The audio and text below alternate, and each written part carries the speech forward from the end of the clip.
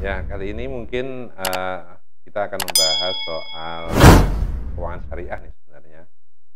Bahwa di masyarakat itu banyak sekali mungkin pemahaman yang sekarang umum terjadi bahwa orang itu menyamakan antara keuangan syariah dengan bank konvensional.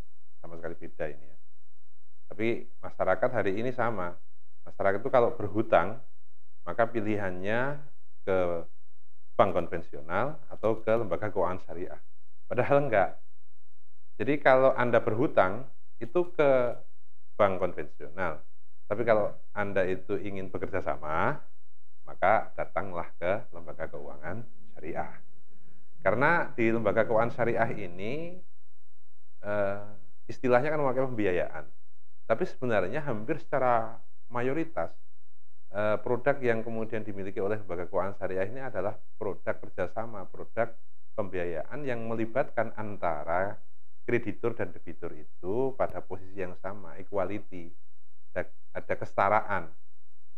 Kalau di lembaga keuangan syariah ini, itu ada murabahah, kemudian ada kirot, kemudian ada banyak sekali produk lah, syirkah dan seterusnya.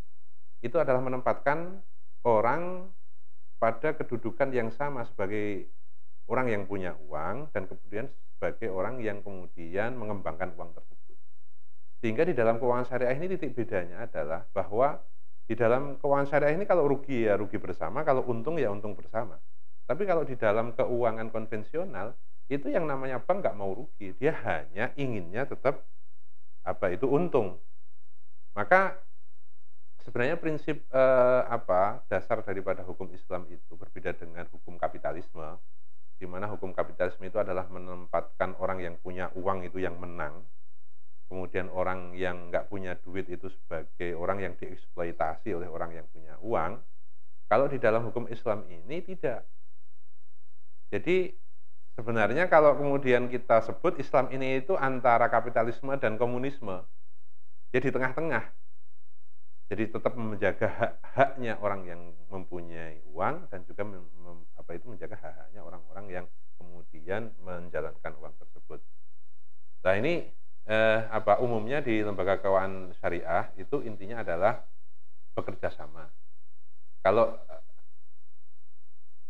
kita ingin berhutang kemudian kita mendatangi lembaga keuangan syariah itu keliru.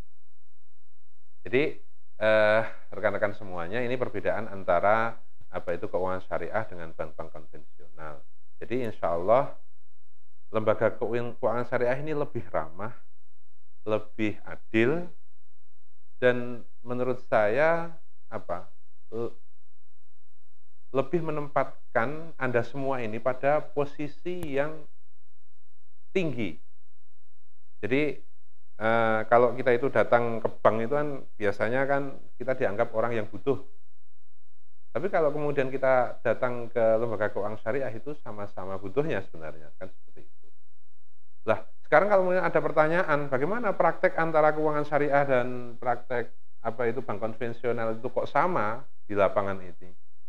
Ya memang karena sebenarnya ilustrasinya itu seperti ini, orang kumpul kebo dan orang yang nikah itu prakteknya sama, mereka satu rumah, mereka punya anak, tapi yang satu dengan akad nikah yang sah, yang satu yang kumpul kebo ini tidak memakai akad yang sah. Ini perbedaan antara keuangan syariah dengan lembaga keuangan yang lain yang non syariah.